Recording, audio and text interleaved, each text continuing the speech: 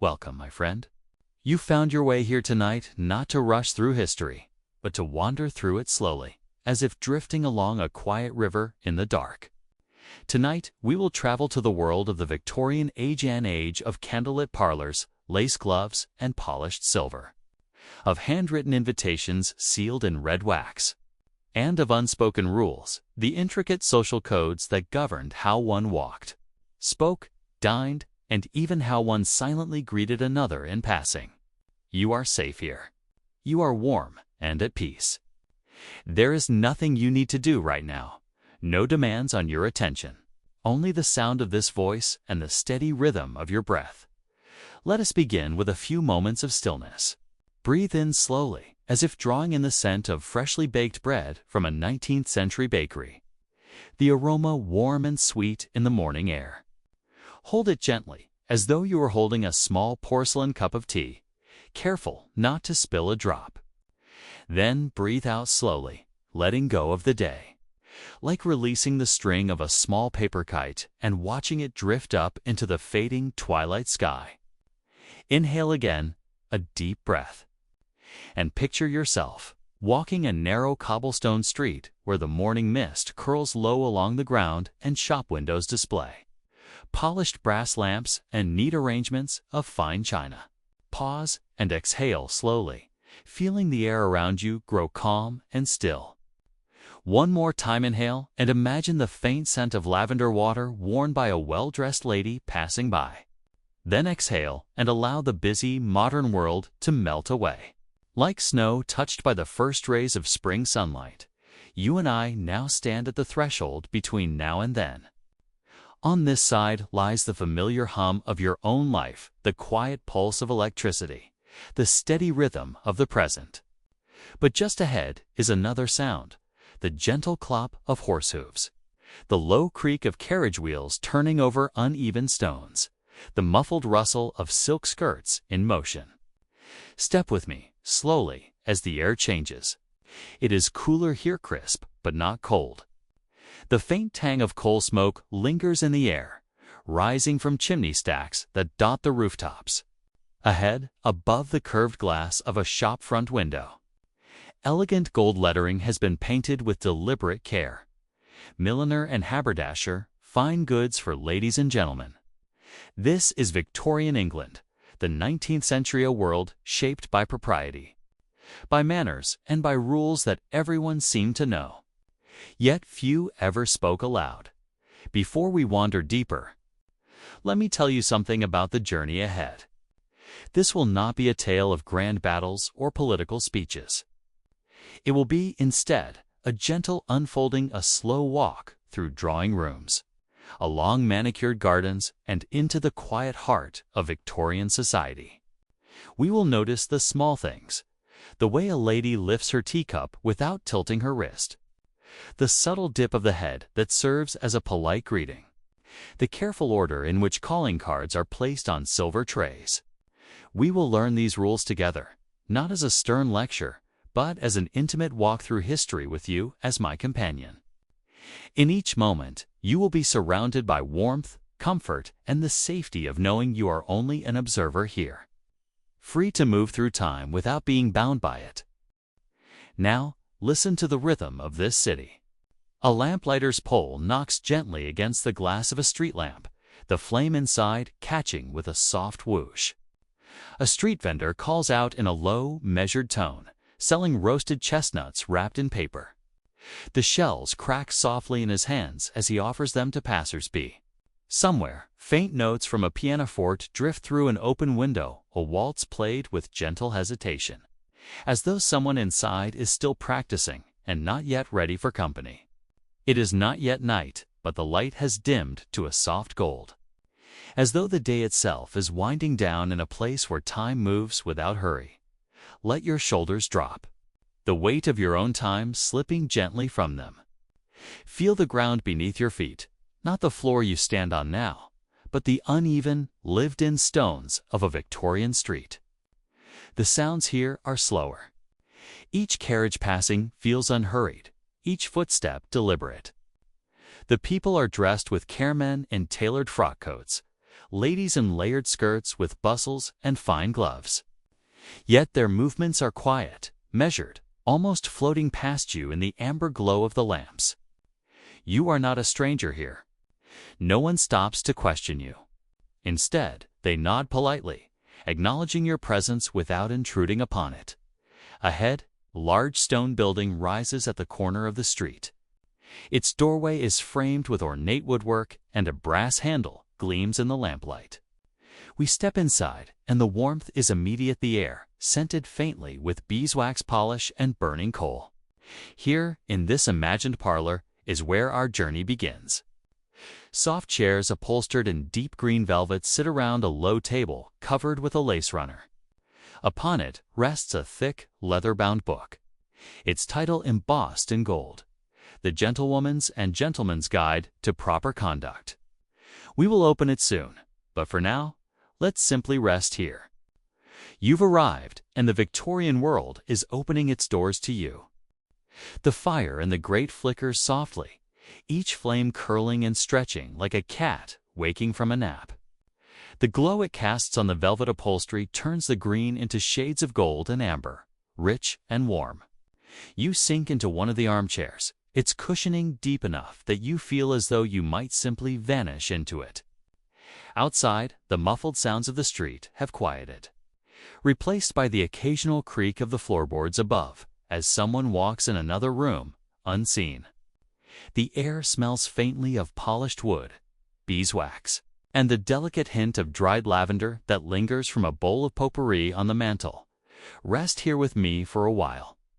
In the comfort of this parlor, where time seems to move like molasses in winter. Your body feels heavier now, in the best way, like a warm blanket draped across your shoulders. Notice how your breath has slowed without you even trying, your chest rising and falling in steady, gentle rhythm. In this place, the world outside your own life cannot touch you. There are no demands, no noise, no rush. On the small lace-covered table beside you, there is a silver tray holding a porcelain teapot and two matching cups, their rims delicately painted with tiny rosebuds. The tea is steaming still, its faint aroma carrying a hint of bergamot. I pour for you slowly, the sound of the liquid a gentle stream, like a brook slipping over smooth stones. As you lift the cup, feel its warmth through the thin porcelain. When you take your first sip, it is not too hot, just the right temperature to warm your hands and chest as it flows down. This is a Victorian parlor, and tea is more than a drink. It is a ritual, a social grace, a mark of hospitality. Even in this imagined moment, you can sense its significance. If you close your eyes now, you might hear the ticking of the mantel clock. Tick steady, unwavering, a heartbeat for this room. This is a place of order and poise, yet it is not stiff or cold. The Victorians valued the balance between propriety and comfort, between presentation and the warmth of welcome. That balance is in every detail. The straight-backed chairs softened with needlepoint cushions, the thick drapes drawn just enough to let the firelight glow against the fabric, the careful placement of flowers in a vase where they will catch the light in a moment. We will rise from this chair and step further into the Victorian world. But before we do, take a few more breaths. Inhale slowly and imagine the mingled scents of tea, polished oak, and faint coal smoke. Hold that breath for a second, letting it settle inside you like a pleasant weight. Then exhale, and with it, release any tension you still carry, your jaw loosening, your shoulders melting down, your hands resting lightly on your lap. Again inhale, picture the faint movement of lace curtains in a soft evening breeze. And exhale, letting yourself drift deeper into this place. Now we rise, slowly, with no need to hurry. The parlor door opens with a gentle push, and we step into a long, narrow hallway lined with framed etchings. Each depicts a different scene, a grand ballroom filled with dancers in swirling gowns, a quiet garden path shaded by tall hedges, a portrait of Queen Victoria herself, her gaze steady yet softened by the artist's brush. The floor beneath us creaks faintly as we move, the wood polished smooth by years of careful upkeep. At the far end of the hall, another door opens onto the street. And here the city greets us again, quiet now, but alive in its own measured way. We step outside, and the evening has deepened into a kind of golden twilight, the last rays of sun slipping away behind the chimneys. The air is cool enough to make you draw your couture in our shared imagining, a heavy wool cloak closer around your shoulders. The glow from the shop windows has softened, their warm light spilling gently onto the cobblestones. A gentleman passes, tipping his hat in a wordless gesture of courtesy. A lady walks by with a small basket on her arm, her gloved hand resting lightly on the handle. Her pace unhurried. This is the Victorian way, deliberate, composed, always aware of one's place and the proper conduct it demands. In this era, everything has meaning. The way you walk, the way you speak, the distance you keep when addressing someone of a higher station, all are part of an unspoken language, one that shapes every social encounter. Tonight, we will not only observe it, we will move within it, feeling the rhythm of its rules without the weight of their judgment. The street leads us toward a small square, where a fountain trickles softly, the water catching the lamplight in flashes of silver. Around the fountain, wrought iron benches are set at intervals, their curves and flourishes the product of skilled hands. You can almost imagine the conversations that might take place here during the day, quiet exchanges about upcoming balls, the arrival of a new neighbor, or the latest serialized novel printed in the newspaper. Now, though, it is nearly empty. Only a cat sits on the edge of the fountain, its eyes catching the light as it watches us pass. There is a sense of peace in this slowness, a comfort in moving without the urgency of the modern world. The sound of your own footsteps on the stones is steady, soothing, a quiet companion to the gentle hiss of the gas lamps. Above, the sky has taken on the deep blue of early night, the first stars just beginning to appear. Somewhere, a clock tower strikes the hour knot with a jarring clang. But with a slow, resonant chime that seems to hang in the air, we will follow that sound, letting it lead us further into the heart of the Victorian city. In the next chapter of our journey, we will wander through its streets in earnest, pausing to observe the daily rhythms of its people, the subtle rituals that define their lives, and the quiet beauty of a world lit by lamplight and bound together by its own delicate code of manners. For now, though, let this moment linger: the fountain's gentle trickle, the glow of the lamps, the cool evening air. You are not in your own time anymore. You are here, in theirs. And here you can rest. The soft glow of gas lamps lights our path, their glass housings glowing like golden orbs against the cool evening air. Each lamppost is tall and slender, painted black, with delicate ironwork at the top that catches the faint shimmer of light. The cobblestones beneath our feet are still damp from an earlier rain, reflecting the lamps in long, wavering ribbons. There is a freshness in the air, cool, clean, with just the faintest hint of coal smoke drifting from the chimneys above. We walk slowly, not because the streets are crowded, they are not, but because there is so much to take in. The buildings rise 2 and 3 stories high, their facades a tapestry of brick, stone, and finely carved wood. Tall, narrow windows look down on us, some curtained, some glowing faintly with lamplight from within. Wrought iron railings guard the steps that lead up to each front door, their scrollwork elegant yet sturdy.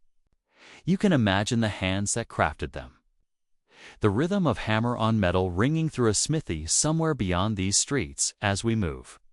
The quiet rhythm of Victorian life reveals itself in small details. A horse-drawn carriage passes, its wheels clattering gently over the stones, the driver bundled in a dark coat and hat.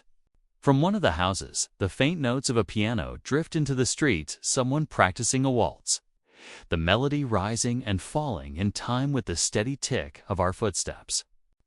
In another window, a silhouette leans forward, perhaps sewing or reading by Lamplight. The air feels still, but alive in its own way. The Victorians built their cities to be both practical and beautiful, and here you can sense that intention. The streets are laid out with deliberate care, each lined with rows of elm trees whose branches reach toward each other like the arms of old friends, their leaves whispering in the evening breeze. The sound is softer even than the rustle of your own coat as you move. We pause by a small shop, whose front window is dressed like a stage. Behind the glass, porcelain teacups, silver spoons, and a neat row of folded linens are arranged with perfect symmetry. Each item is placed as if to suggest a story tray set for tea with unseen guests. A folded napkin ready for a dinner that has yet to be served. The window reflects the light of the street lamp outside, making the display seem to glow in the surrounding darkness. Beyond the shop, the road narrows, guiding us into a quieter lane where the sound of the carriage wheels fades. Here, the houses are closer together, their doors painted in deep greens, reds, and blues. Brass knockers gleam faintly in the light. From somewhere behind these walls comes the faint clink of cutlery, the low murmur of conversation, and the occasional burst of soft laughter. Dinner in the Victorian home is more than a meal, it is a ceremony of sorts, often a reflection of the family's standing in society. A cat crosses our path, slipping soundlessly from one shadow to the next. Its fur catches the light, turning silver for a moment before it vanishes down an alley. In the distance, the steady chime of a clock tower marks the hour. The sound is low and sonorous, each note carrying across the rooftops and settling gently into the stillness. We turn a corner and find ourselves standing before a grand townhouse. Its wide stone steps are flanked by urns filled with seasonal greenery, their leaves swaying faintly. The front door is painted black, polished to a mirror-like shine, and in its brass knocker you can see the reflection of the gaslight above. Lace curtains soften the light from inside, giving the windows a warm, almost golden glow. You can imagine being welcomed in, your coat taken by a butler, and being shown into a parlor where a fire crackles gently in the grate. But tonight, we will not go inside, not yet. Tonight, we are wanderers in this Victorian world, content to move slowly through its streets and let its details settle into our minds like gentle snow. The more you notice, the more vivid the picture becomes. The faint scent of fresh bread from a nearby bakery, the uneven rhythm of boots on stone, the way the light from one window spills across the pavement and disappears into shadow. We walk on, and the city begins to reveal its quieter corners. A narrow passage opens between two buildings, leading into a small courtyard where ivy climbs the brick walls. At its center, a stone bench sits beneath a single tree, its branches bare in the cool season. The courtyard is silent except for the faint drip of water from a nearby gutter. There is something comforting about this stillness, as though it has been waiting here unchanged. For 100 years, as we stand there, I tell you that this is the heart of our journey, not the grand events of history, but the small, quiet moments that made up everyday life. In the Victorian era, the rules of etiquette extended into every corner of existence, from the way a letter was addressed to the precise manner of stepping aside on a narrow street. Even here, in this empty courtyard, you can feel those rules hovering, polite, orderly, unspoken, yet ever present. Soon, we will step further into this world, past its homes and shops, into its public spaces, its gardens, its gathering places where etiquette is not only observed, but displayed. But for now, let's linger here a little longer. Feel the rough texture of the brick beneath your fingertips, the coolness of the stone bench beneath your palm. Listen to the soft drip of water and the whisper of leaves. This is not just a setting, it is a living, breathing place. And tonight, it is yours to explore. We leave the narrow courtyard behind and return to the main street where the glow of the gas lamps draws us onward. The cobblestones here are worn smooth by countless footsteps, each one belonging to someone with their own story: a merchant on his way to close his shop, a lady returning from an afternoon visit, a young apprentice hurrying home before curfew. The city has its own heartbeat, steady and deliberate. And tonight, we walk in time with it. Our path opens into a wide square, bordered by elegant buildings whose facades are illuminated by the warm flicker of lamplight. At the center of the square stands a fountain, its basin surrounded by low stone steps. The water catches the light in silver ripples, the sound gentle and constant, a soft counterpoint to the muted hum of evening conversation. Couples stroll arm in arm, their steps unhurried, their voices low. In the Victorian world, public demeanor is everything. Laughter is soft, posture is erect, and every gesture is calculated to reflect refinement. To our right, the entrance to a covered arcade invites us inside. Its arched glass roof holds back the night, while rows of shop fronts line either side. Here, the air is scented with a mix of polished wood, leather goods, and the faint sweetness of candied almonds from a confectioner's stall. The sound of boots on the polished floor echoes lightly beneath the glass, mingling with the soft rustle of skirts. Every shop window is a small theater, displaying goods in neat, orderly arrangements, bolts of silk in deep jewel tones. Pocket watches gleaming beneath the glow of oil lamps, and neatly bound volumes of poetry waiting for a reader's hand. We pause before a milliner's shop, where delicate hats rest upon stands, each adorned with ribbons, feathers, or silk flowers.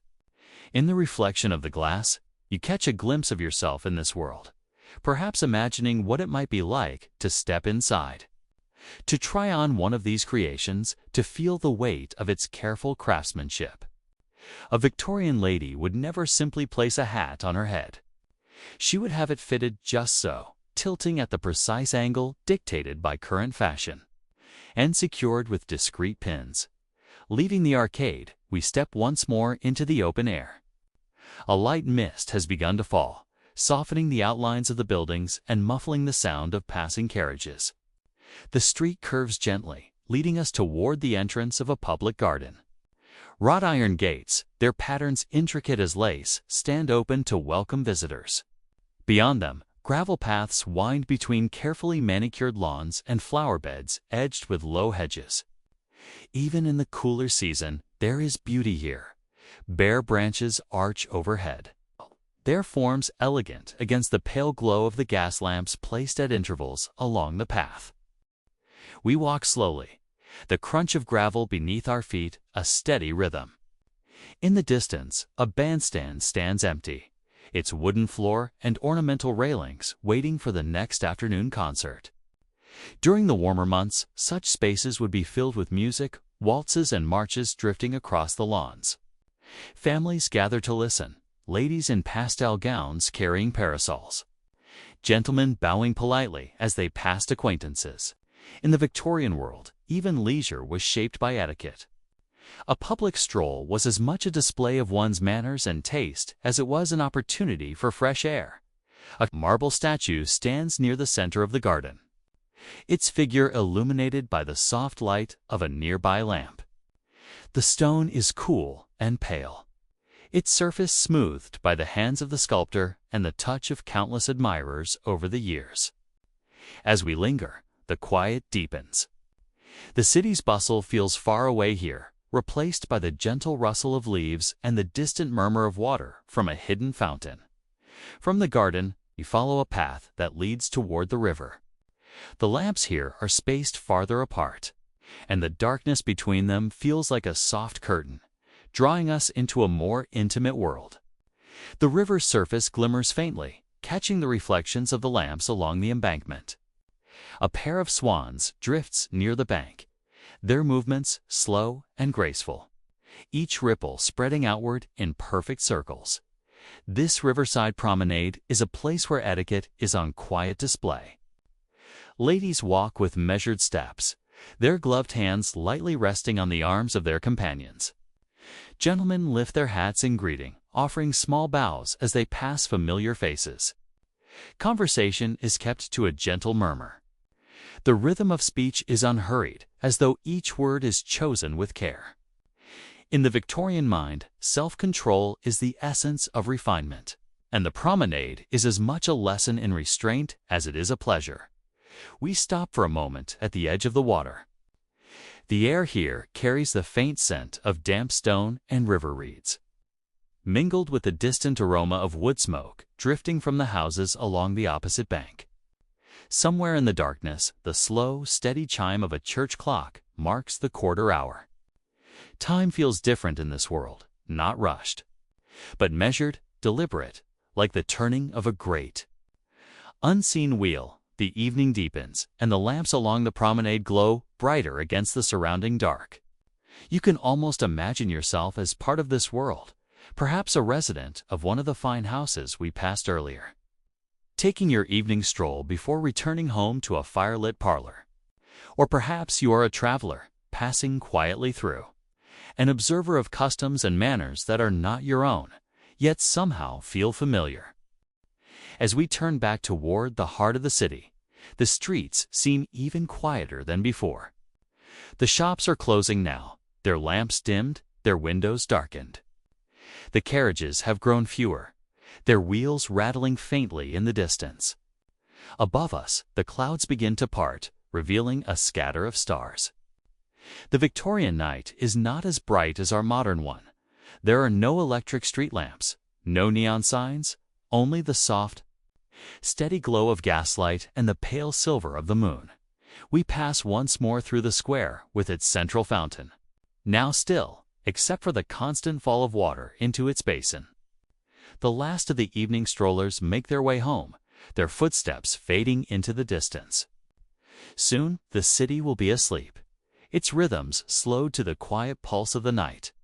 But for now, we hold this image in our minds, the lamplight on wet cobblestones, the rustle of skirts, the measured grace of a bow as we prepare to step deeper into the Victorian world. The morning begins not with an alarm, but with the slow unfolding of light. A pale dawn spreads over the rooftops, catching on the chimneys and the delicate lines of wrought iron balconies. You open your eyes to the faint creak of floorboards above and the distant clatter of hooves on cobblestones far below. In the Victorian world, the day starts quietly, each household stirring in its own measured time. From the warmth of your bed, you can hear the faint hiss of the coal fire in the grate. Its glow is still soft, casting a drowsy orange against the wallpaper patterned with climbing roses. Beyond the curtains, the city is waking. Milkmen calling their early rounds, the smell of fresh bread drifting from the bakery at the corner. The air holds a cool freshness, tinged with the faint scent of damp stone after the night's mist. A knock at the door breaks the stillness. It is Mary, the housemaid, her voice polite yet brisk as she brings in a tray of tea. The porcelain rattles lightly as she sets it on the small table near the window. In true Victorian manner, the tea is accompanied by thin slices of buttered bread and perhaps a small pot of jam. The ritual is unhurried, the kettle steamed earlier in the kitchen, the leaves steeped in their pot just long enough to bring out the perfect amber hue. As you sip, you hear the gentle hum of the street beyond. A carriage passes, its iron-rimmed wheels clinking rhythmically against the stones. Somewhere, a bell rings, not urgently, but with the slow confidence of a day about to begin. You set the cup down and dress in the garments of the age, a crisp white shirt, a waistcoat neatly buttoned, a jacket tailored to the line of your shoulders. If you were a woman, your morning might involve the careful arrangement of skirts, stays laced snugly, and the placing of a bonnet at just the right tilt. When you step outside, the air is cool and alive with soft motion. The lamplighter has already extinguished the street lamps, leaving only daylight to illuminate the way. The paving stones are damp and shining, reflecting the shapes of passing figures, clerks in neat coats, washerwomen carrying baskets, and children hurrying with satchels in hand. You fall into step with the rhythm of the street, feeling the life of the city carry you forward to your left. A narrow alley leads toward the morning market.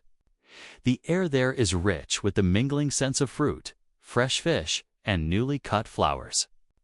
Stalls line the cobbled lane, their striped awnings fluttering gently in the breeze. A fishmonger calls out the day's catch in a deep, practiced voice, while a greengrocer arranges apples in tidy pyramids. The produce glistens with a freshness that speaks of early hours and skilled hands as you pass. You catch sight of a familiar figure, Thomas, a young clerk whose desk is near yours at the counting house. He pauses in his errand to tip his hat in greeting, his smile polite but warm. In Victorian society, even brief exchanges carry the weight of courtesy. A bow or a nod is never given carelessly, but as a mark of respect. The soundscape shifts as you leave the market, replaced by the faint creak of wood and the sharper cries of gulls. The street slopes gently downward toward the harbor, where the masts of ships rise like slender trees against the morning sky. The water glimmers faintly, disturbed only by the slow movement of barges. Dockworkers move with steady purpose, their boots thudding against the planks, their voices low and practical. The scent here is a mix of salt, rope, and the faint oil of freshly tarred hulls. You linger on the quay, watching a small steamer prepare to depart. Its black funnel releases a slow coil of smoke that drifts lazily across the sky. Passengers stand at the rail, their coats buttoned tight, their eyes scanning the faces on the dock. A porter loads the last of the luggage leather trunks bound with brass, a hat box, and a wicker hamper that surely carries provisions for the journey. The scene unfolds without rush. Time seems to expand here, allowing each detail to settle gently in the mind. You feel the breeze from the water, hear the hollow clank of chains, and catch the faintest strains of a tune whistled by a sailor nearby as you turn to leave. The city stretches before you once more. Streets curve gently out of sight, each one promising its own quiet discoveries. Today will be a day of observation, of walking slowly, letting the rhythm of Victorian life carry you from one place to another without hurry, without demand. The harbor fades behind you, replaced once again by the cobbled streets and the hum of daily routines. And somewhere, in the soft heart of the city, more stories wait to be found. The road from the harbor rises gently, and with each step, the sound of gulls fades, replaced by the steady, civil hum of the commercial quarter. Here, the streets are broader, their cobblestones worn smooth by decades of foot traffic and carriage wheels. The buildings grow taller, adorned with stone facades, tall sash windows, and polished brass door handles that catch the light like quiet jewels ahead. The high street opens into a wide square. Gas lamps stand like slender sentinels at each corner. Their glass globes now dim in the daylight, but ready to glow again when evening falls. The shopfronts here are proud displays of Victorian enterprise plate glass windows, framed in dark wood. Carefully painted lettering announcing tailors, milliners, booksellers, and confectioners. You pause before a draper's shop, drawn by the artful arrangement of fabrics in the window. Rolls of silk, velvet, and wool are displayed with such precision that they seem almost to breathe in the light. Inside, you glimpse the shopkeeper, a man in a well-brushed frock coat standing behind a polished counter, scissors in hand, measuring out a length of fine muslin for a lady in pale gloves. Every movement is deliberate, every word softly spoken, for business here is not rushed. It is conducted with the dignity of an unspoken ritual. Stepping further along, you pass a bookseller's, its door propped open just enough to release the scent of paper and leather into the street. Inside, the shelves rise high, their contents arranged with care, novels in gilt bindings, scientific treatises, and slim volumes of poetry. A young apprentice dusts the spines with a small feather brush, working quietly while the proprietor discusses an order with a customer. The murmur of voices is accompanied by the gentle scratch of a quill somewhere in the back room across the street. The soundscape shifts again. A group of school children passes by, their satchels swinging. Their chatter restrained but lively under the watchful eye of a governess. They pause briefly at the window of a confectioner's, their eyes widening at the display of sugared almonds, candied violets, and neatly wrapped toffees. The shopkeeper, catching sight of them, offers a courteous nod before returning to his task of arranging the trays just so. A little further on, you find yourself at the entrance to a covered arcade, a marvel of Victorian engineering. Wrought iron supports rise gracefully to meet the arched glass roof, allowing sunlight to pour in and illuminate the tiled floor beneath. Here, smaller, more specialized shops are tucked side by side, a glove maker, a jeweler, a stationer. The air feels different here, as though softened by the filtered light and the quiet rustle of skirts along the passage. You slow your steps, allowing yourself to absorb each detail. In the jeweler's, a gentleman in a top hat leans over the counter, examining a gold watch chain under the shopkeeper's careful guidance. In the glove maker's, bolts of soft kid leather are stacked neatly in shades of cream, dove gray, and midnight black. A young woman tests the fit of a pair, her gloved fingers flexing delicately before she nods her approval. Emerging from the arcade, you notice the gradual change in atmosphere. The street now carries the scent of roasting coffee and baking scones, the unmistakable signs of a tea room nearby. Drawn by the aroma, you step inside. The space is warm and inviting, lit by tall windows dressed in lace curtains. Small tables are set with fine china, each place laid with precision. Ladies in bonnets and gentlemen in waistcoats converse in low tones, their voices blending with the soft clink of cups and the occasional hiss of the kettle in the back. You take a seat near the window, and before long, a waitress in a crisp white apron brings a pot of tea to your table. The porcelain is warm in your hands, the tea a deep amber. Alongside it comes a small plate of currant scones, still warm, their tops brushed with a light glaze. The act of pouring and sipping is unhurried, a small ceremony in itself. Around you, conversations turn to the latest serial in the newspaper, the weather in the countryside, and a concert scheduled for the weekend. Outside the tea room window, the commercial quarter continues its steady rhythm.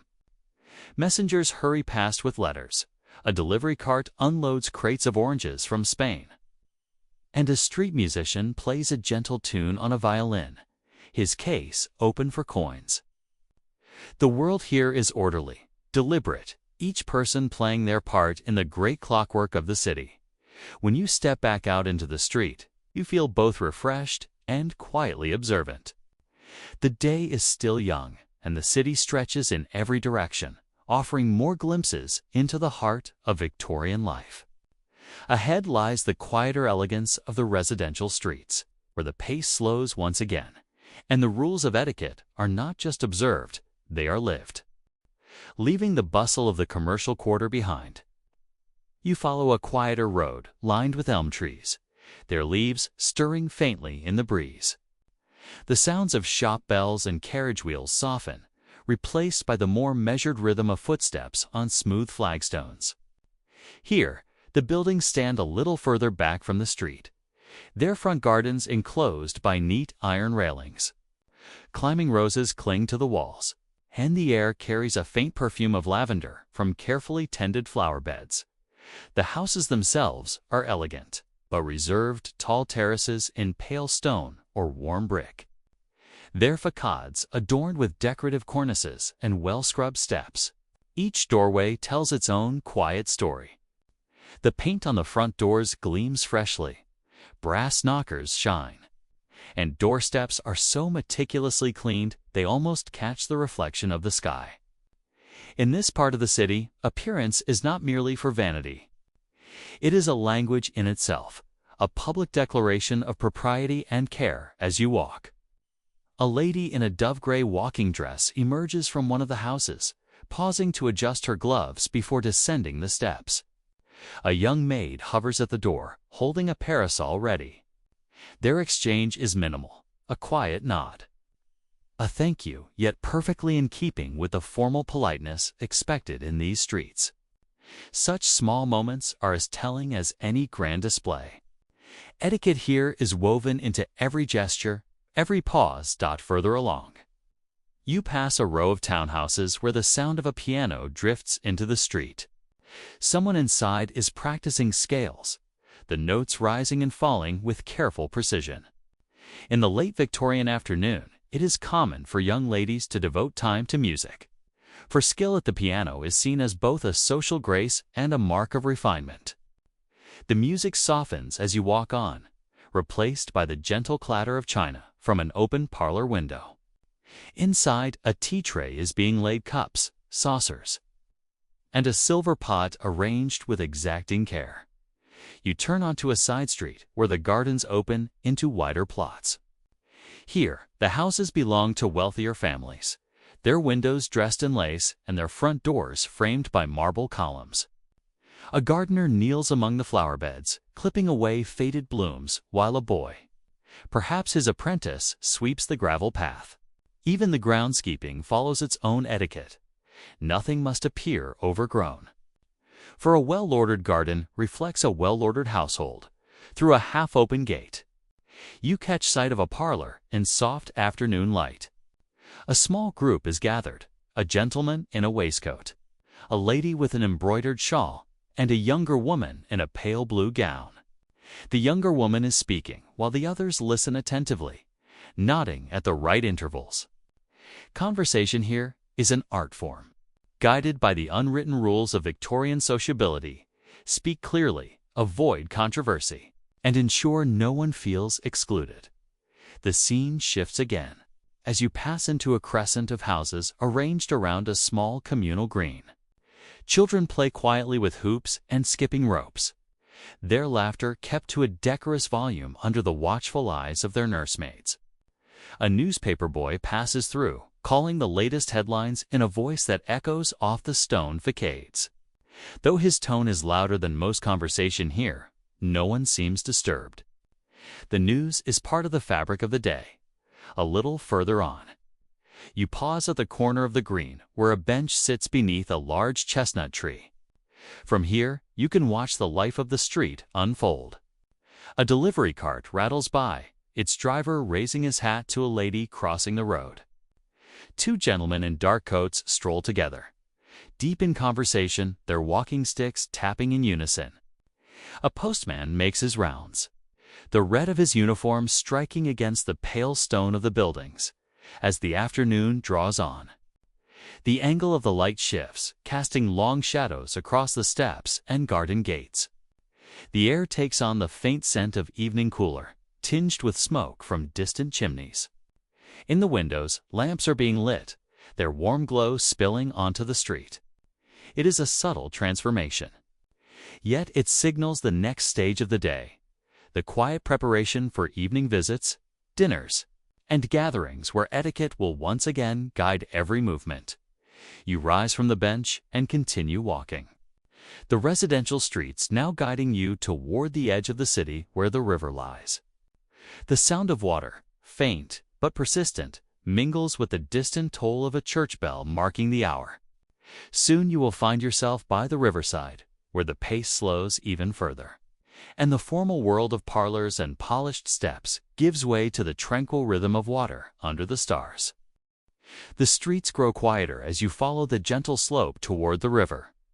The houses here stand a little further apart, their lamplight glowing softly behind lace curtains. You pass under the boughs of tall plane trees, their leaves rustling in the evening breeze. The gas lamps along the pavement have been lit, their warm orbs casting small halos in the growing dusk. Shadows stretch long and soft, mingling with the golden light, blurring the edges of the road until it feels almost like a dream as you near the riverfront. The scent of damp stone and water greets you.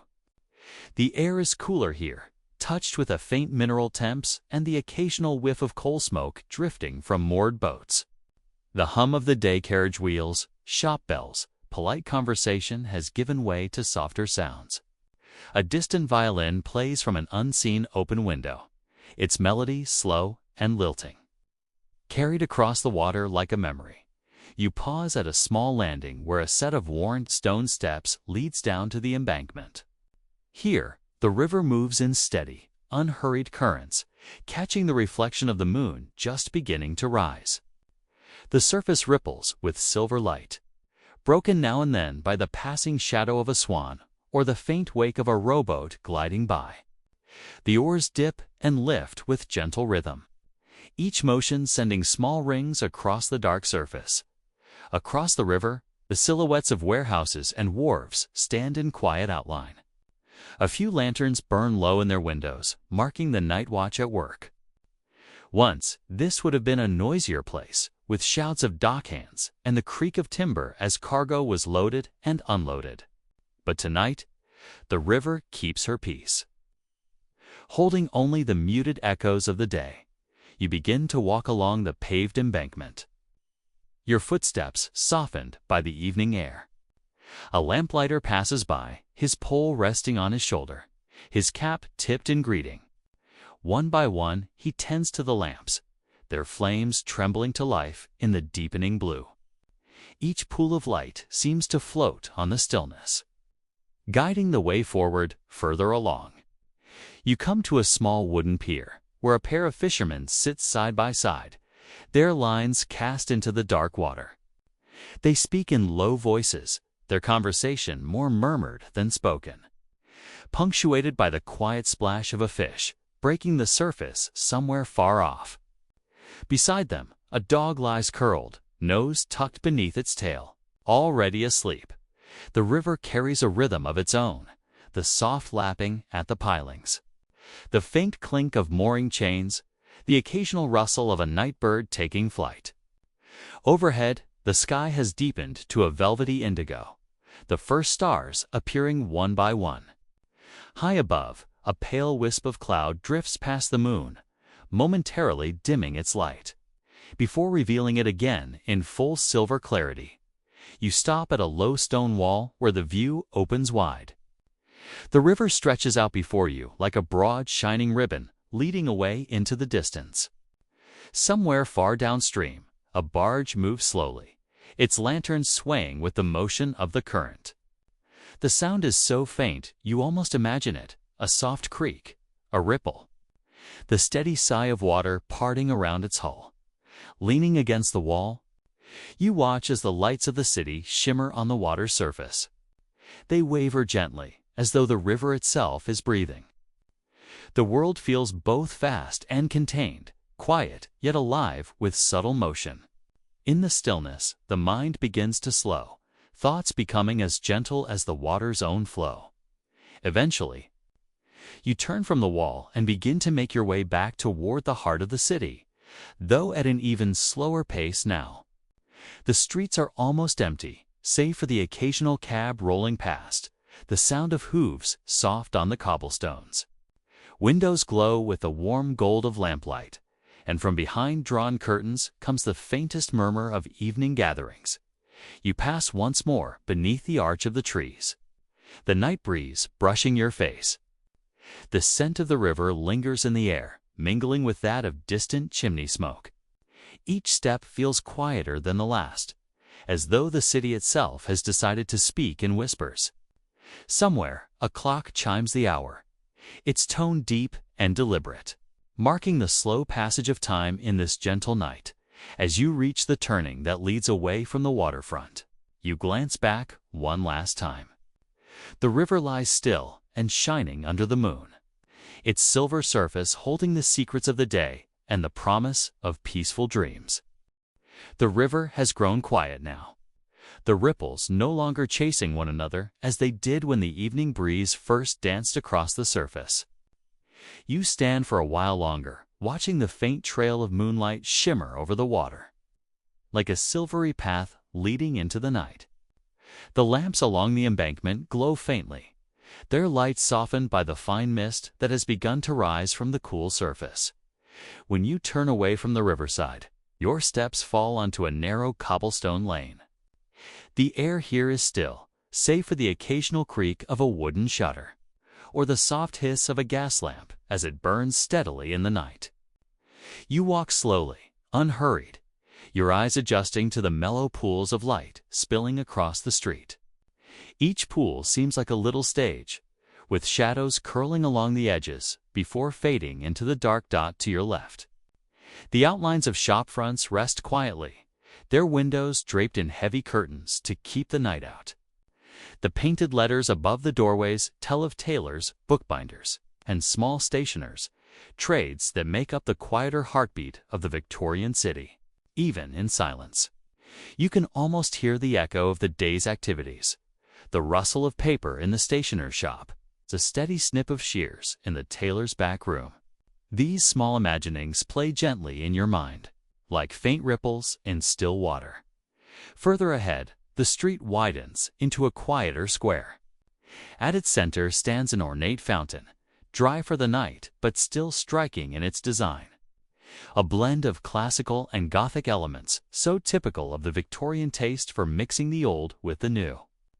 You pause to take it in, tracing the details of carved dolphin shells and curling vines that seem to climb the fountain's base. It is the kind of work made not for haste, but for those willing to stand and notice. From here, a long tree-lined avenue leads into the deeper part of the city. The gas lamps continue in a neat row, their faint halos dissolving into the distance. The air carries a subtle scent of damp earth and fading lilac, perhaps drifting from a nearby garden. As you walk, the sound beneath your shoes changes. The cobblestones give way to smoother paving stones, cool and even underfoot. On either side, tall wrought-iron gates mark the entrance to private drives, their black paint shining faintly in the lamplight. Behind them, you can just make out the silhouettes of large houses, tall, elegant, and perfectly symmetrical. These are the homes of the city's most prominent families, built in styles that spoke as much of status as they did of comfort.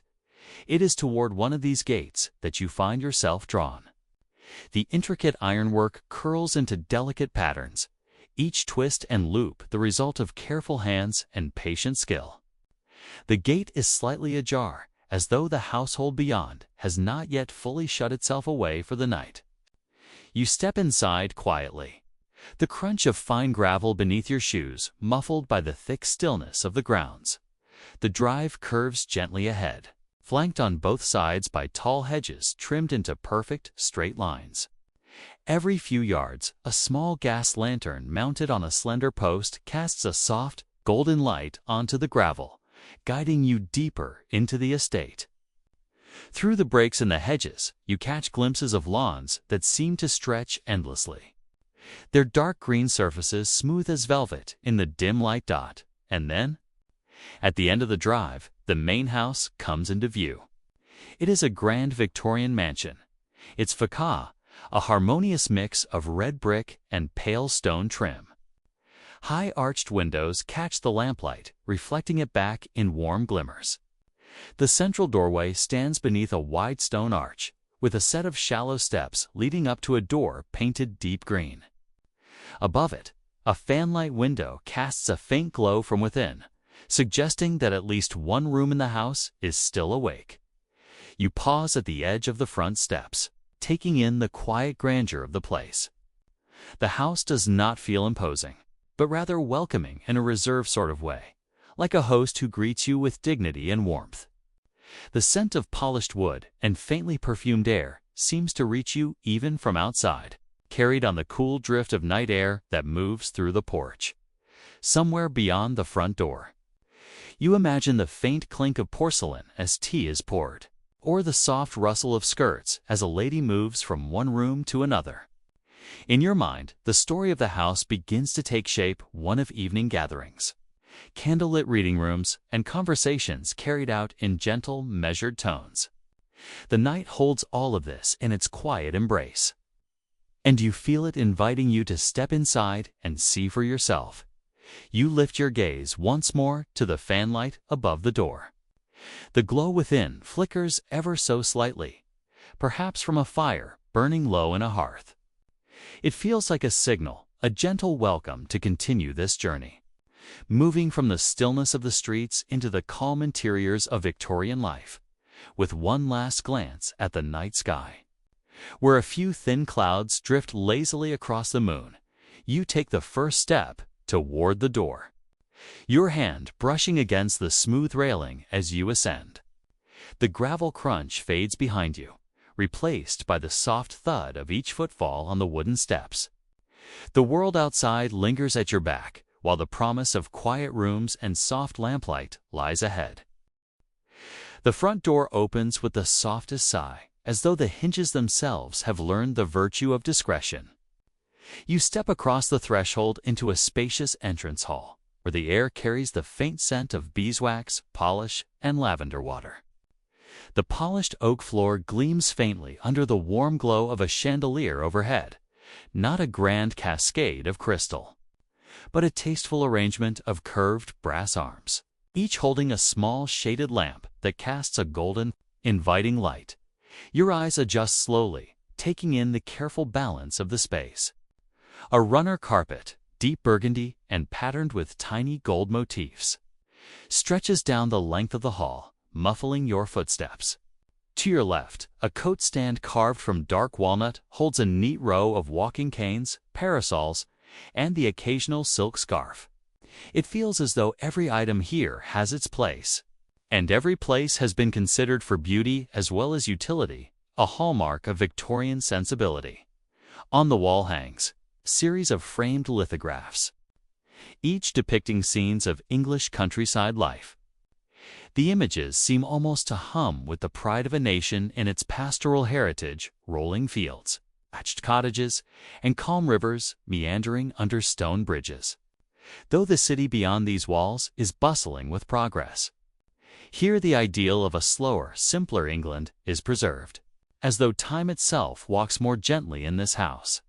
You are guided, not by words, but by the subtle arrangement of furniture and the inviting flicker of light, into the first of the reception rooms. The door, fitted with delicate glass panels etched in swirling floral patterns, opens to reveal a drawing room bathed in soft lamplight. Heavy velvet curtains in a shade of deep teal frame the tall windows, their folds rich and heavy, falling to the floor in perfect symmetry. A fire burns low in the marble fireplace, sending occasional sparks into the grate before they settle into glowing embers. The mantel above it holds a neat row of porcelain figurines, shepherdesses, birds, and the occasional playful cherub alongside. A gilt-framed clock, whose gentle ticking is the only sound to accompany the crackle of the fire. The seating is arranged with intention. A pair of tufted armchairs face one another across a small mahogany table, where a silver tray holds a teapot, 2 cups, and a small plate of shortbread biscuits. The placement is not for show alone.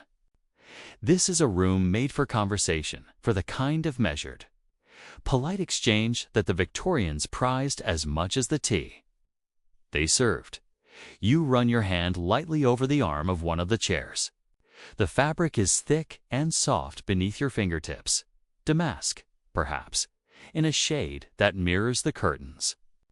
In this house, the very choice of fabric would have been discussed, considered, and aligned with the broader aesthetic of the household. For in Victorian etiquette, even one's furnishings spoke quietly but clearly about one's refinement, education, and awareness of the currents of taste. As you move deeper into the room, your attention drifts to the bookcase along the far wall.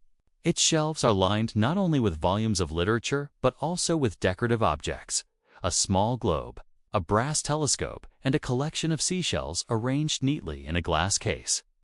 Each of these tells a quiet story of travel, of curiosity, of the owner's engagement with the expanding world of the 18th century. Victorian etiquette dictated that such displays should never seem ostentatious. Rather, they were to hint at the breadth of one's interests, inviting gentle inquiry from a guest. A seashell might lead to an anecdote about a seaside holiday in Brighton, just as the telescope might open a conversation about the marvels of astronomy. In this way, objects became silent participants in the dance of polite conversation. A sound draws your attention: the faint rustle of skirts from the hallway beyond. In your mind, you picture the lady of the house, moving with deliberate grace, perhaps on her way to the conservatory or to check that the last lamps in the upper corridors have been extinguished. Her posture would be impeccable, for in this era, how one carried oneself was as important as the words one spoke. You step back into the hallway to follow the gentle curve of the staircase upward. The banister, carved from the same dark walnut as the coat stand, is smooth beneath your palm, polished by years of use. A faint fragrance of roses and lemon oil lingers in the air, perhaps from the careful work of a housemaid who attends to the banisters and wood paneling each morning at the landing. You pause beside a tall, arched window. Beyond the glass, the gardens lie in darkness, save for the faint suggestion of moonlight glinting off a wrought iron bench. The quiet here is deeper, the stillness of the night wrapping itself more tightly around the house. Somewhere below, the fire in the drawing room continues its low murmur. But up here, the world feels entirely still. A corridor extends before you, lined with closed doors, each leading to a private world. For now, you let them remain mysteries. The night, after all, still has many rooms to show you, and each one will be revealed in its own time. As softly as the turning of a page, you step forward along the corridor, your footsteps softened by the thick pile of a runner carpet in shades of muted green and gold. The wallpaper here is more delicate than the bold florals downstairs, pale cream with a fine pattern of ivy leaves winding in soft, symmetrical trails. A gas wall sconce flickers gently at intervals, casting pools of warm light that guide your way without breaking the gentle hush of the night to your right. A set of double doors stands slightly ajar, and a faint, comforting scent drifts from within the rich, leathery fragrance of old books mingled with the faint tang of ink. You push the door open and step into the library. The space feels like a sanctuary, a room where time has chosen to move more slowly. Floor-to-ceiling shelves line the walls, each stacked neatly with volumes bound in shades of burgundy, deep green, and faded navy. Some spines gleam with gold lettering, catching the lamplight in fleeting glimmers. A ladder on brass rails waits in the corner, ready to reach the highest shelves. A large desk sits near the window, its surface arranged with an inkwell, a fountain pen, and a tidy stack of correspondence paper. The chair beside it is upholstered in brown leather, worn just enough to feel inviting. Victorians valued such spaces as much for their symbolism as their function. The library represented education, refinement, and the quiet pursuit of knowledge, all qualities that polite society held in the highest esteem. On a small side table rests a globe, its oceans faded to the soft blue of an old sky, its continents marked with borders that speak of the world as it was known in the late 19th century. You run your fingers gently along the curved surface, tracing routes that ships might have taken perhaps to the ports of India for tea, or to the Caribbean for sugar, commodities that so often made their discreet appearance at the Victorian table. Leaving the library, you follow the corridor to a guest bedroom. Here, the atmosphere is softer still. A canopied bed draped in lace and pale satin stands as the centerpiece, its coverlet perfectly smoothed. A small writing desk occupies the corner with a vase of dried lavender placed neatly beside a stack of note cards. Even in a private guest room, the Victorians paid attention to etiquette. Visitors were to be made comfortable, but never overly indulged, for moderation was seen as a mark of good taste. Near the window, heavy curtains are drawn back just enough to reveal the silvered outline of the garden beyond. The moonlight pools across the carpet, touching the carved legs of a low armchair. You imagine a guest seated there in the late hours, perhaps penning a letter home or reading quietly before retiring. Privacy, after all, was a prized virtue in Victorian households. One's comings and goings were discreetly respected. The next door opens onto a conservatory that stretches along the far side of the upper floor. Here, glass walls and a vaulted ceiling reveal the night sky in all its quiet splendor. The air is cool and fragrant with the scent of night-blooming jasmine and potted ferns. Moonlight pours through the glass, mingling with the soft glow of a single shaded lamp placed on a wicker table. You step inside. The click of the door behind you, muffled by the thick growth of greenery. Around you, the Victorians' love of nature is on display, not the wild, untamed nature of the countryside, but a carefully curated version. Brought indoors and arranged for both beauty and contemplation. A small fountain burbles softly in one corner, the sound mingling with the distant hum of the city beyond. The conservatory was often a place for quiet retreat, a space where one could sip tea in the morning light or simply gaze at the stars in the evening, far from the noise of the household.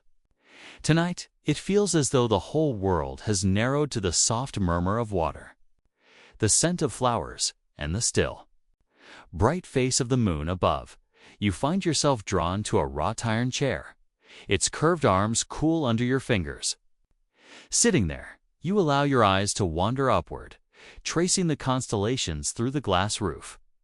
The Victorians often saw the night sky as a reminder of both science and wonder, an expanse to be studied with telescopes, yet also a source of quiet reflection.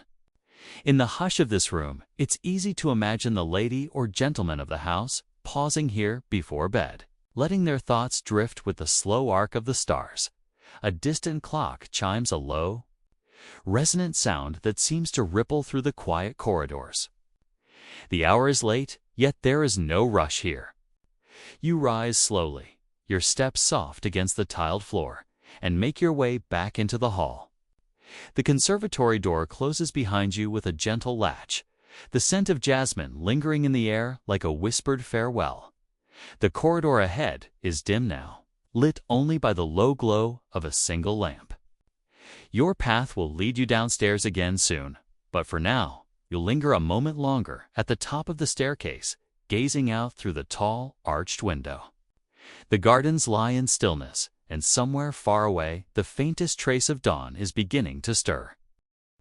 Your hand rests lightly on the polished banister as you begin your descent. The wood is smooth under your fingertips, worn to a subtle sheen by countless hands over the years. Each step down the staircase carries you from the hushed elegance of the upper floor toward the heart of the house once more. The faint rustle of your clothing and the soft creak of the treads are the only sounds in the stillness. Halfway down, you pause to glance through the great arched window. The moon has shifted, casting longer shadows across the gardens, where the curved gravel paths catch the light in narrow silver ribbons. For a moment, you watch as a slight breeze stirs the leaves, their motion gentle and unhurried, a reminder that, even within the formality of Victorian life, nature moved at its own quiet pace, reaching the ground floor. You follow the corridor toward the dining room, though the evening meal has long since ended. The room retains the scent of earlier hours, a mingling of roasted meats, warm bread, and the faint trace of wine. A long table stretches nearly the length of the room, covered now with a freshly pressed linen cloth, its surface bare except for a central display of fresh flowers. Their fragrance, roses, and perhaps a hint of sweet pea, softens the air. The dining chairs, each carved with intricate patterns of scrollwork, stand neatly aligned, their seats upholstered in deep burgundy velvet. Along one wall, a sideboard gleams in the lamplight, set with fine china plates and a row of crystal glasses that catch the light like tiny prisms. In the Victorian home, such spaces were both practical and symbolic, a stage upon which the rituals of hospitality and etiquette were performed with quiet precision. A pair of double doors at the far end lead you to a smaller breakfast room. Here, the atmosphere is cozier, the furniture lighter, the colors warmer. You imagine this is where the household gathered in the morning for tea or coffee, where conversation could be a touch more relaxed than in the grand dining room. On a small side table sits a silver tray with a teapot and 2 cups, as if someone has left it ready for an early riser. The Victorians believed in readiness. A household was a smoothly running machine. with comfort maintained through careful preparation. From here, you step into the garden through a set of French doors. The night air greets you gently, cool and carrying the scent of damp earth and late summer blooms. The gravel path crunches faintly beneath your shoes as you make your way toward the fountain at the center. Water spills over the stone tiers in a slow, steady rhythm, the sound blending seamlessly with the quiet of the night. Gas lamps mounted on rattan posts line the garden's main path, their light a warm amber against the blue-gray darkness. Beyond their reach, the sky opens in a vast dome, speckled with stars. You take a slow breath, feeling the calm of the hour settle deeper into your bones. Victorian gardens often mirrored the formality of the house itself. Symmetrical beds edged with clipped boxwood, gravel walks radiating from a central feature, and carefully chosen plantings that bloomed in succession to maintain beauty throughout the year.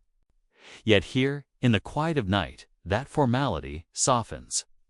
The neat rows are touched with silver dew, the shadows lengthen, and the garden becomes a place of stillness rather than display. You follow the path toward a small pavilion at the edge of the lawn. Its white columns glow softly in the lamplight, and a bench inside invites you to sit for a while. From here, the house rises in stately silhouette against the night sky. Tall chimneys, steep gables, and windows that reflect the last flickers of indoor light. You imagine the lives that have moved through its rooms over the years, laughter echoing down the hallways, soft footsteps along the corridors, whispered conversations in the conservatory. Somewhere in the distance, the faint hoot of an owl drifts through the air. It feels as though the world beyond the garden walls is far away, its noise and urgency muted until only this moment remains. You sit in the pavilion a little longer, letting your thoughts settle into the rhythm of the fountain and the cool breath of the wind. When you rise, your path takes you back toward the French doors. The warm glow of the interior draws you in, promising the comfort of sheltered walls and the gentle embrace of lamplight. You close the doors softly behind you, leaving the garden to its moonlit solitude. Back inside, the house feels even quieter now, as though it too is readying itself for rest.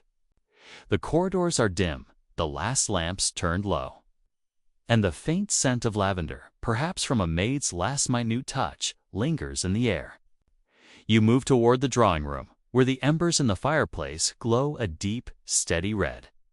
A single armchair is drawn close to the hearth, a small blanket folded neatly over one arm. For a moment, you stand there, watching the play of light across the darkened room.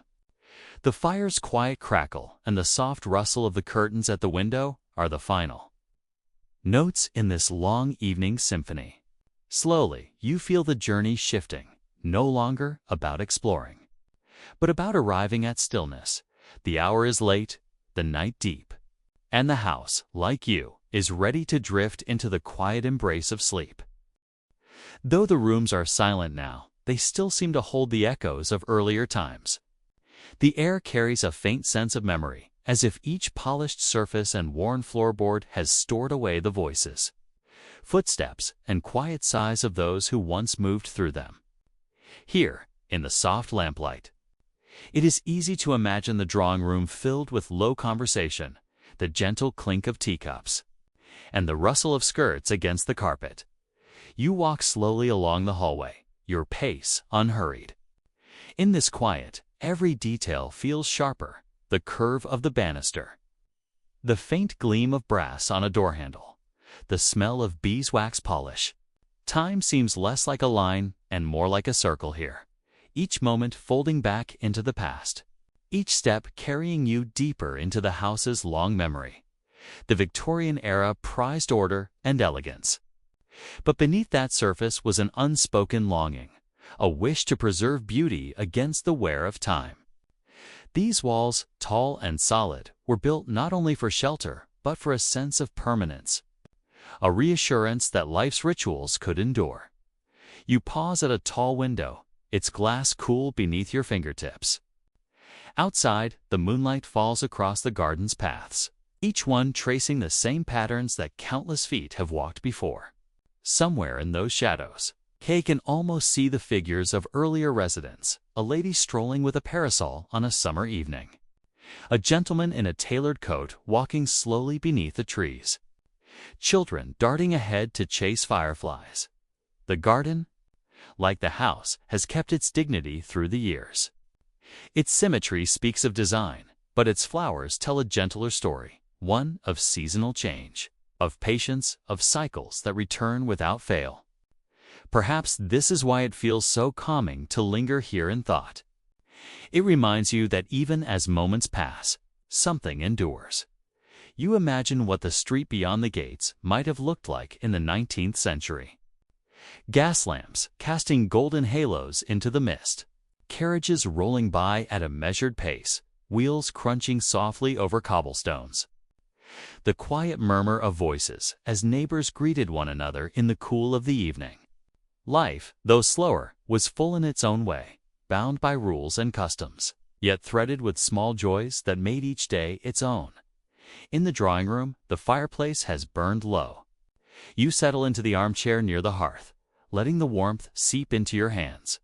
The fire's soft glow seems to breathe with the rhythm of your own breath, fading and brightening, a reminder of the steady pulse of the hours. You think about how many evenings must have ended like this, the household winding down, the sounds of the day fading into silence. In the Victorian home, night was not only for rest, but for reflection. Journals were written in by candlelight. Letters were composed, each word chosen with care. Music was sometimes played softly, a piano's gentle notes carrying through the quiet halls. Now, the only music is the hush of the night itself. Even the garden outside seems to have settled into stillness.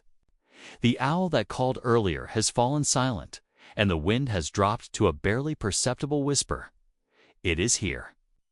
In this space between waking and sleep, that history feels closest. The objects in the room, the clock on the mantel, the lace on the table, the book left half open, are not just things, but traces of a life lived with intention. They invite you to slow your own pace, to let the noise of modern life fade just for now. The house, in its quiet, offers something rare, the feeling that time can be set aside, that the past can be held gently in the present without urgency or demand. And so, you sit in the armchair a while longer, letting your mind drift with the slow dance of shadow and light. The night stretches on, calm and unbroken, the kind of night that asks nothing of you but to rest. The room around you seems to fade into a soft blur, yet the atmosphere feels vividly alive with memory. It is in this calm that you begin to sense the quieter forces that once shaped life here, the invisible threads of etiquette and custom that guided every interaction, every glance, every word in the Victorian world. Life was not only lived, but performed, each gesture carrying meaning. The way one held a teacup, the length of a handshake, the manner of one's greeting, all were part of an unspoken language. The rules were intricate, yet those who knew them moved through their days with a kind of graceful certainty, like dancers tracing a pattern they had long since memorized. Imagine the drawing room during an afternoon visit. Guests arrive in twos or threes, their coats brushed free of dust, gloves neatly buttoned. A lady might incline her head just so. A gentleman might stand until all were seated. And conversation would flow within boundaries as clearly defined as the borders of the carpet. No topic was without its proper time and place. The weather, literature, and the arts might open the way. Politics or personal troubles would rarely intrude.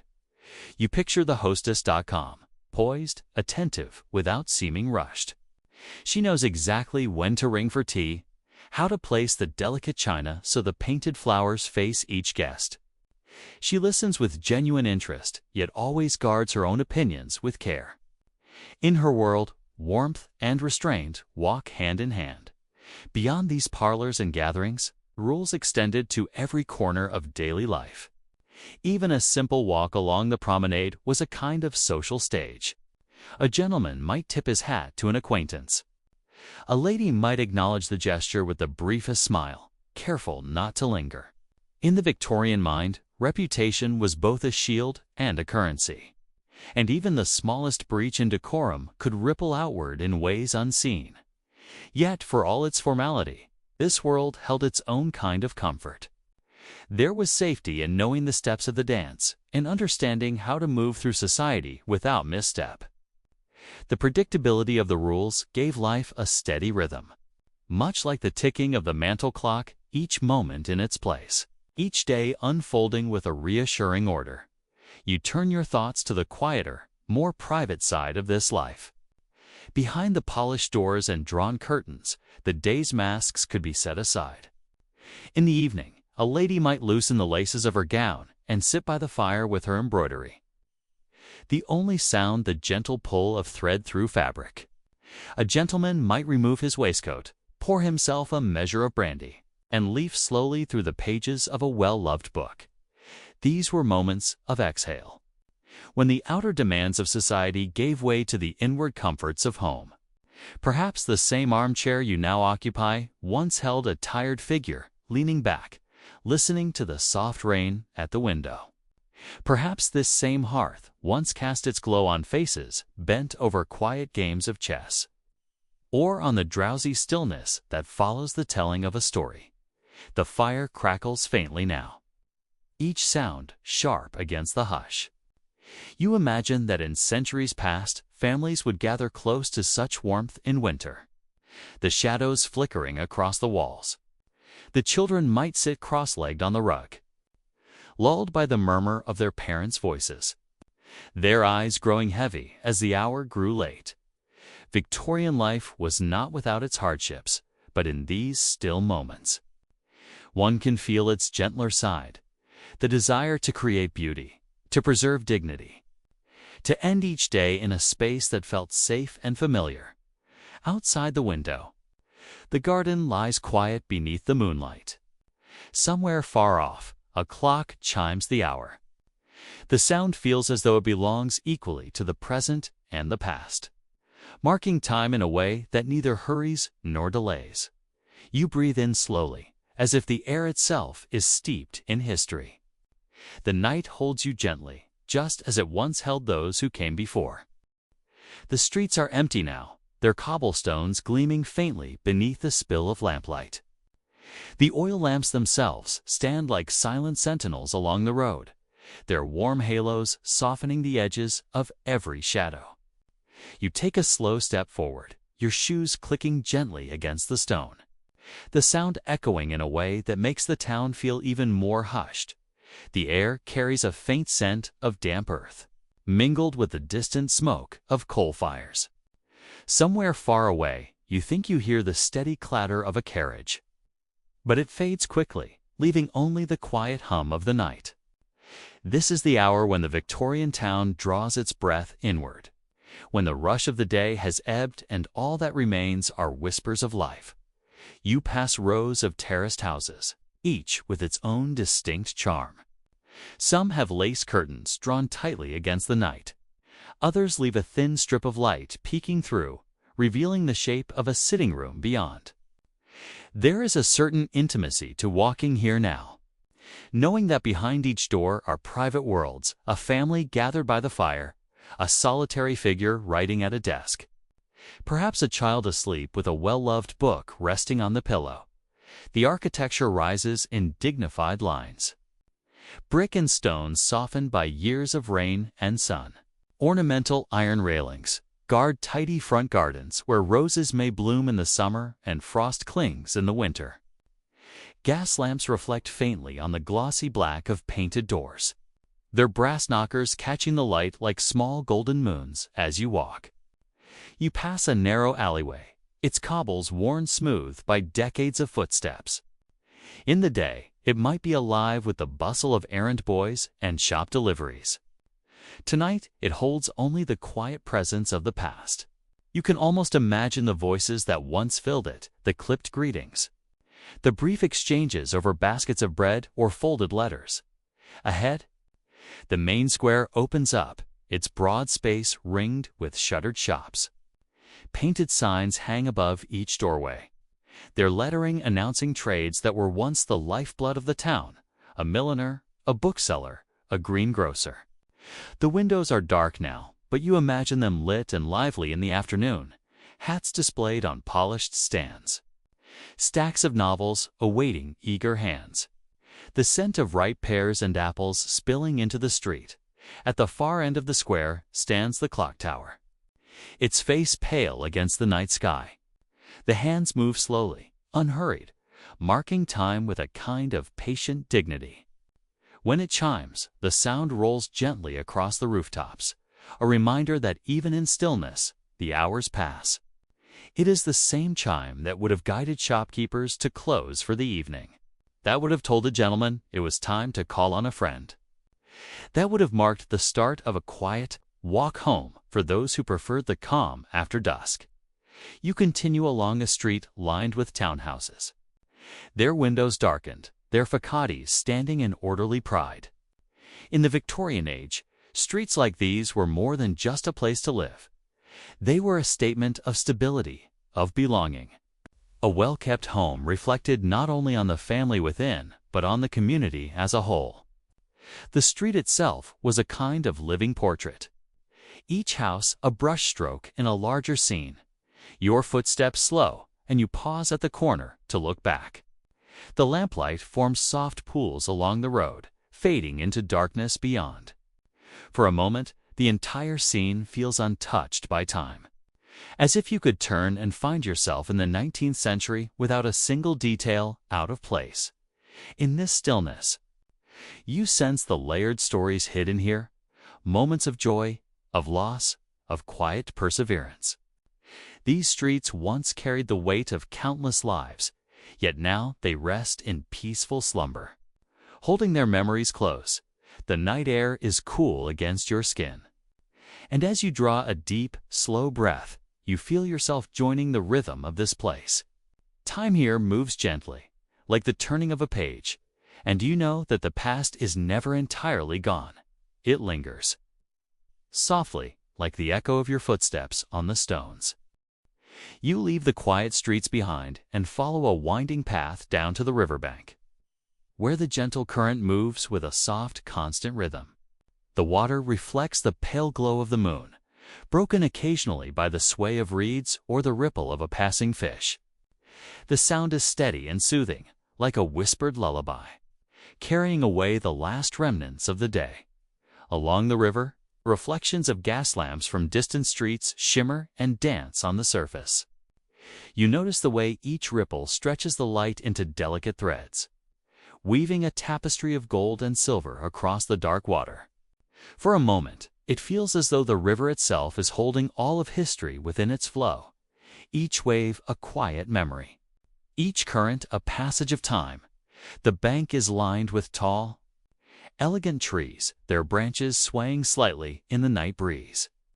You brush your hand lightly over one of the rough trunks, feeling the texture of the bark beneath your fingers, and imagine the countless hands that have done the same over generations.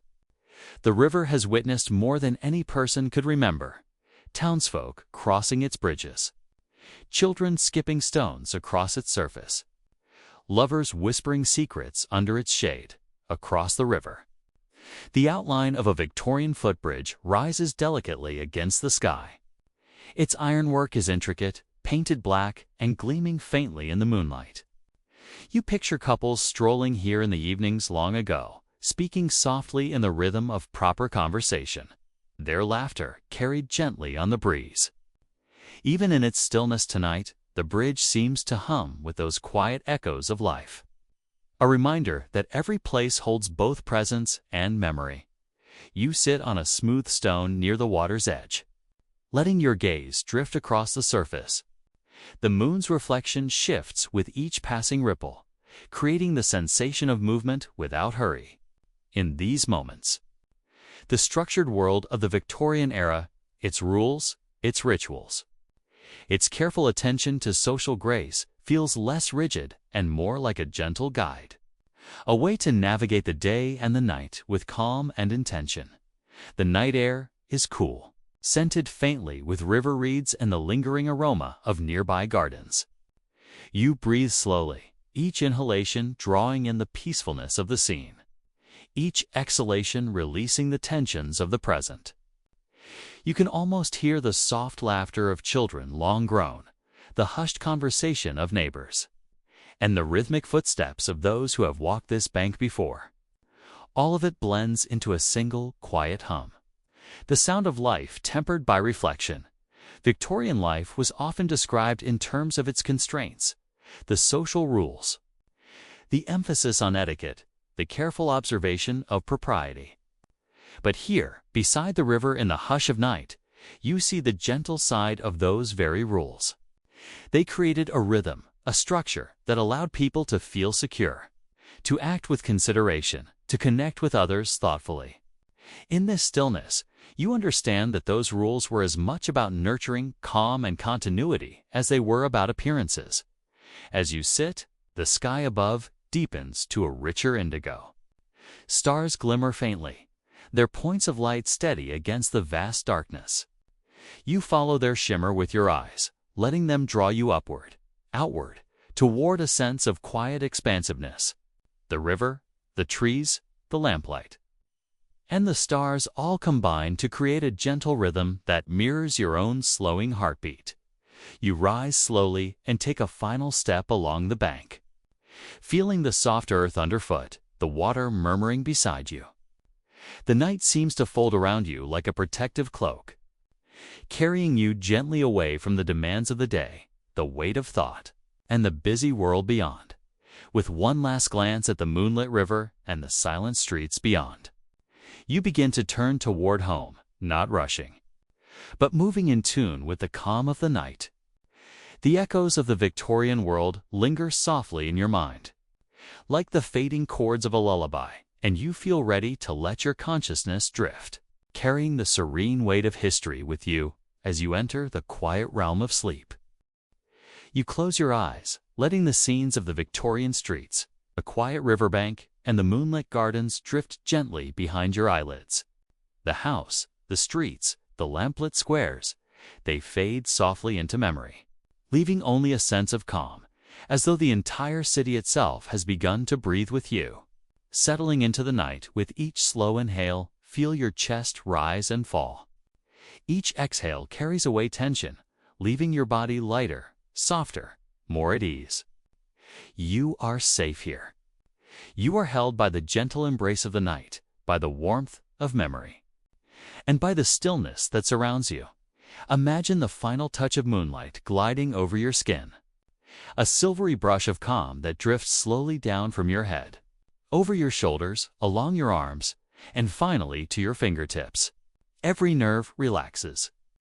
Your hands feel heavy, your arms soft. The sensation moves through your torso, your legs, your feet, until your entire body rests comfortably in the quiet. Now picture yourself lying on a soft bed, the linens cool and inviting. The pillow cradles your head perfectly, and your blanket wraps around you like a gentle promise of rest. You are weightless, supported, and free to drift. The day, the world, and even the memory of streets and houses dissolve into this perfect, peaceful moment. Breathe in slowly and imagine each inhalation drawing in a soft, silvery light that carries calm, ease, and serenity into every corner of your being.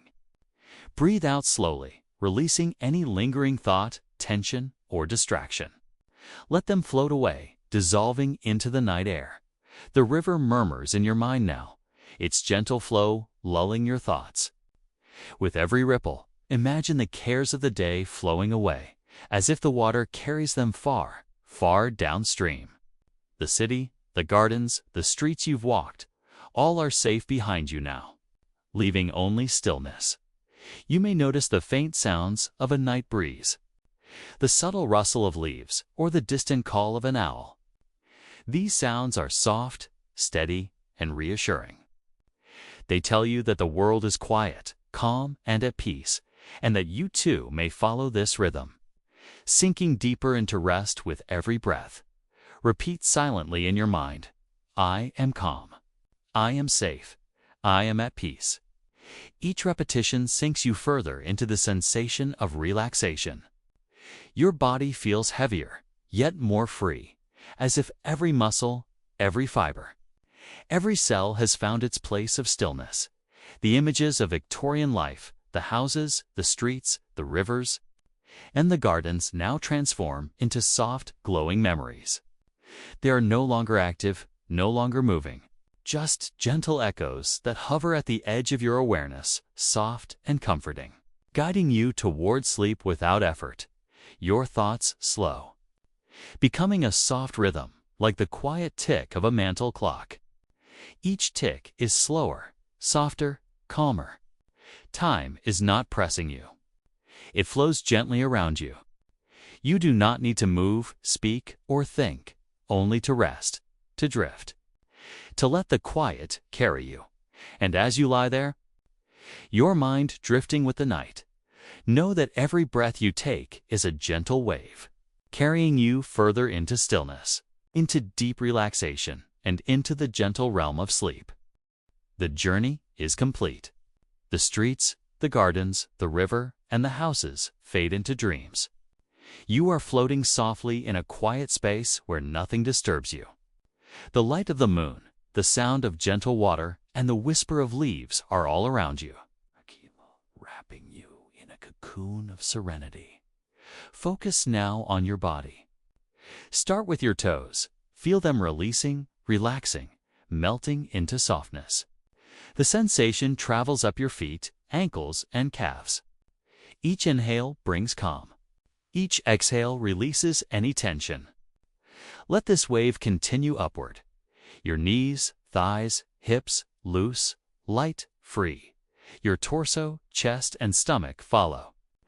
Every breath moves through your body like a slow, gentle tide, washing away the weight of the day. Shoulders drop, arms loosen, hands feel heavy and soft. Neck and jaw release. Your face smooths. Your entire body rests, fully supported, fully at peace. Imagine a warm, comforting light hovering above you, drifting down to touch every part of you. It is soft and golden, like the glow of a Victorian lamp in a quiet room. It travels from your head, down through your shoulders, your arms, your chest, and finally to your legs and feet. This light carries calm, warmth, and safety into every corner of your being. Your mind is quiet. Thoughts float past like clouds, soft and slow, never lingering. You watch them drift away, letting each one pass until there is only the sensation of calm, the gentle rhythm of breath, and the soft presence of night. Now, feel yourself sinking deeper into the bed, into the linens, into the quiet. The mattress supports you fully, as if it knows the exact shape of your body. Each part of you becomes heavier, softer, more relaxed. You are safe. You are at peace. Repeat softly to yourself, I am drifting. I am resting. I am safe. Let the words guide you over and over, like the gentle sway of a boat on calm water. With each repetition, your mind becomes quieter, your body becomes heavier, and the world outside fades farther and farther away. The night stretches around you like a soft blanket, endless and quiet. You feel as if you are floating, neither awake nor fully asleep, yet perfectly supported in this peaceful space. Allow yourself to drift without concern, without effort, letting the calm carry you toward deep, restorative sleep. If you wish, you may linger a few moments on the memory of this journey, the streets, the gardens, the river, knowing that each image is a gentle guide into rest. And if your mind wanders, gently return to your breath, the slow rhythm of relaxation, and the repeated words, I am calm. I am safe. I am at peace. The night is yours. The quiet is yours. The comfort of this journey rests around you, holding you as you slip deeper and deeper into sleep. And if this journey has brought you calm, Remember that more relaxing historical sleep stories await. Subscribe and return whenever you wish to drift into history, to relax, and to rest deeply. Sleep now. The world is still. You are safe. You are at peace.